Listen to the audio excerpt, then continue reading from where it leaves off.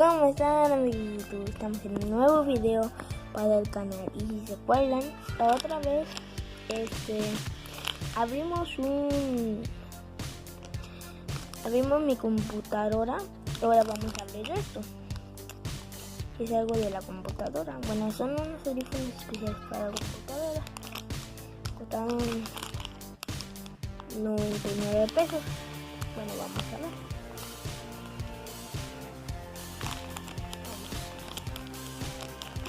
Es mejor con unas tijeras. Un momento.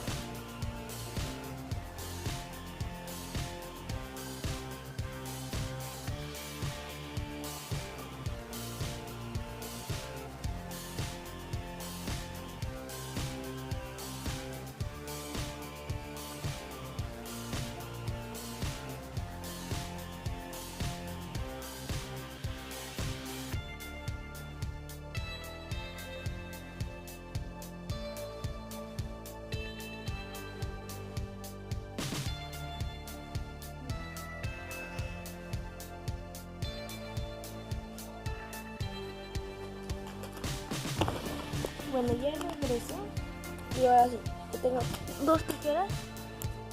Algunas sí tienen filo y algunas no. Bueno, vamos a ver. Vamos a ver cuál tiene. Realmente porque me haga aprender.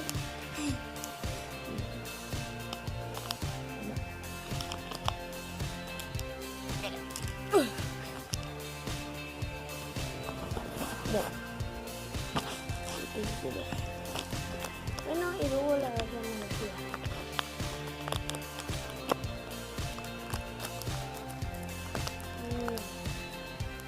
Creo que sí.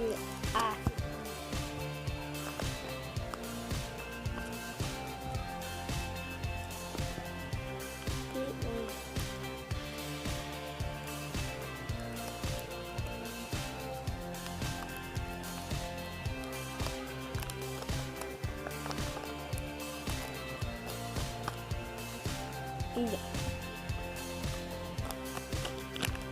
Y la sacamos. Y como ven, bueno, ellos son los audífonos.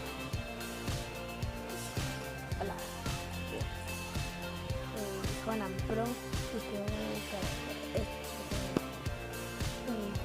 y en el siguiente video voy a enseñarles cómo probarlo. Voy a probarlo en la computadora. Próxima.